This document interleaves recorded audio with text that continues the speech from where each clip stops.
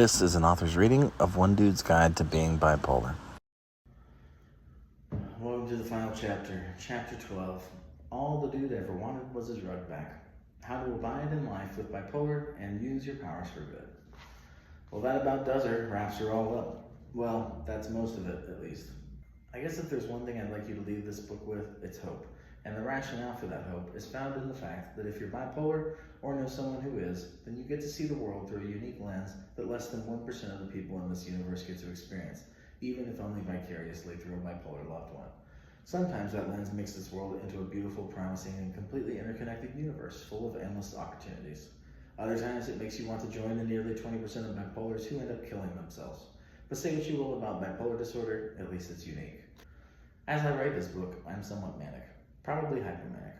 Because of that, I'm currently excited about the fact that so many threads of my different interests and beliefs and dreams are coming together, and it's an exciting time. I owe that vision becoming a reality equally to my fiancé and the disease that afflicts me. I owe it in part to my fiancé for encouraging me and having the faith in and patience with me that is needed to allow me to pursue my passions. I owe it to the bipolar disorder for having many of those passions in the first place. In the words of the immortal John Prine, whose old car and pinball machine now reside in the home of a friend of mine, how lucky can one man get? And what are those dreams and visions, you might wonder? I thought you'd never ask. You see, and this is just like my opinion, man, but I think that my life works best when three major ingredients are active for me. And those include having someone that grounds me, finding someone that compliments me, and finding a way to make the world a slightly better place. For me, the something that grounds me is Dudeism. I signed up for free by just typing in my email address and getting ordained, sending that ordination into the Secretary of State to get my license to marry, and then starting a TikTok channel where I talked about it a lot. Through that, I learned that there are so many more people out there who are Dudeists, and eventually I actually founded and incorporated a real and legal, like it has papers, man, 501c3 nonprofit religious entity in Ohio. My goal now is to use it to create something I've always wanted to start, a Dudeist retreat center.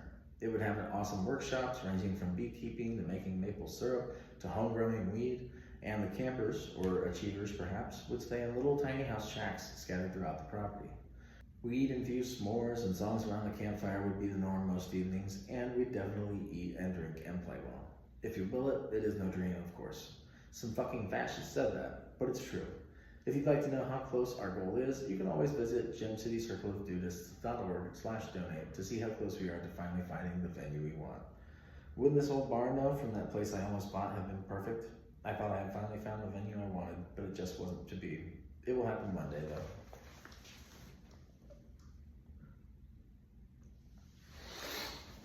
As for the second pillar that I made up for this chapter, finding someone that compliments you is pretty important for a lot of people, and that's probably even truer for many bipolar ones. As for who, that's up to you. Maybe it's multiple people.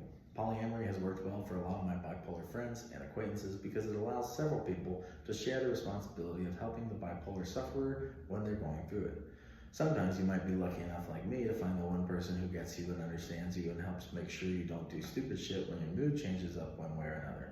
Or, and especially if you're not in a relationship, perhaps you need to become that other person for yourself.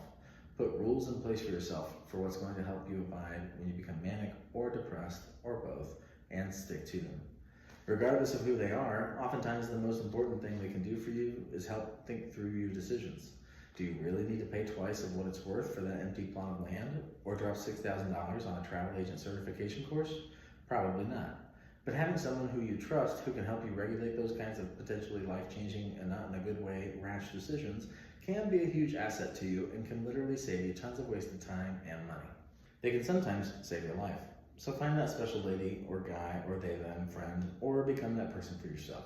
Just be very cautious who you let in and make sure they understand the importance of keeping your trust. That's pretty key. And I mean, who doesn't want to make the world a better place?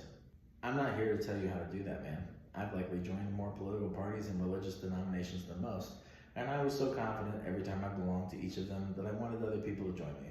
Hell, I fucking baptized some of my friends, man. Very undude.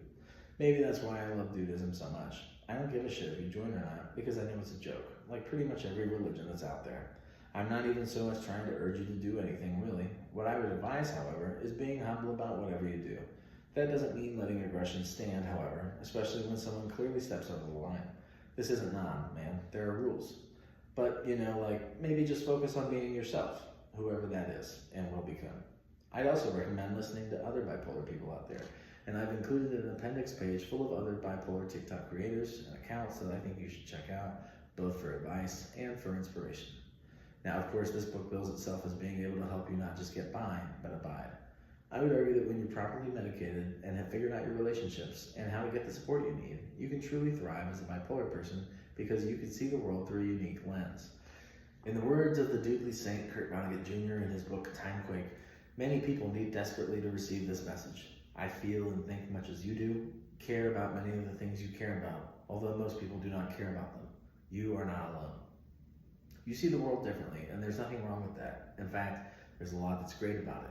You see connections that other people miss. You see what's possible when others see nothing at all. Allow me to brag for just a moment, for illustrative purposes only, of course. I started an exchange program with no money and ended up turning it into a $120,000 U.S. Department of State grant that now annually brings over 18 students and 3 teachers from Bosnia and Herzegovina to Dayton, Ohio, the home of the Dayton Peace Accords, which ended the war in Bosnia back in the 1990s. I've helped design numerous cross-curricular project-based learning units as a teacher as well, because I was able to see how different subjects and topics complemented and synced well with one another. If I haven't made it clear by now, I want you to know that I firmly believe that you also possess some unique skills and ways of thinking as a bipolar person that others simply don't have. So don't let anyone tell you that you don't deserve a seat at the table, regardless of where that table is, because of your disorder. If anything, they need people like you more than you need them. Now that we're coming to the end of this book, I'll recommend some others for you to put on your bipolar reading list. One would be Kay Redfield Jamison's Touched with Fire, a book examining the link between bipolar disorder and creativity. It's not just like my opinion that bipolar people tend to be more creative. It's science, man. And Dr. Jamison is a psychologist who also suffers from bipolar disorder, so she should know. Her other books are good too, including her must-read memoir, An Unquiet Mind, which I would consider to be a classic in the bipolar disorder book realm. Another bipolar doctor who wrote a book that I really love and found incredibly helpful happens to be the son of my all-time favorite author, who, if you haven't already figured out by now, is Kurt Vonnegut. His son, Mark Vonnegut, is also an author, and my favorite book of his is Just Like Someone Without Mental Illness, Only More So. It's another memoir that I can't recommend enough, and that will give you a really good sense of what living with bipolar disorder is like. I like to channel Bunny when I get a pedicure and go with the neon green toenails, personally.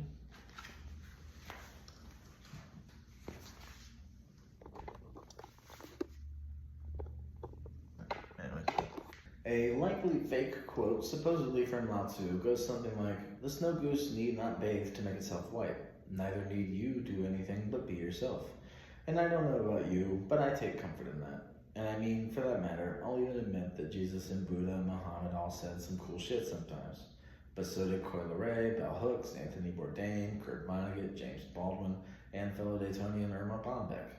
You've said some cool shit too, I'm sure. So, just be yourself. And take care of yourself too. That and become a semi-ironic leftist, just like Jeffrey. But I'll save that book for another day. For now, just abide, dudes. And thanks so much for listening. And if you want to get this book, you can find it at gemcitydudeistpriest.com/bipolardudeguide. And there you will find how to get it either on, just a paperback or an ebook or an audio version of it as well. And thanks for listening, guys. Abide out there, and if you need someone to talk to, reach out. gemcitydudeistpriest@gmail.com. Take care, everybody. This has been a production of Gem City Dudeist Priest, LLC. All rights reserved. To find other formats of this book, visit gemcitydudeistpriest.com/bipolardudeguide. You can find it on bookshelves at Barbara's Bookstore at 111 North State Street in Chicago, or locally at Star City Booksellers in Miamisburg. It's also now being carried by the Words Fair, which you can find at 2nd Street Market every Sunday, right here in Dayton. And if you'd like to donate to the author, you can via Venmo or Cash App at Gem City Dude.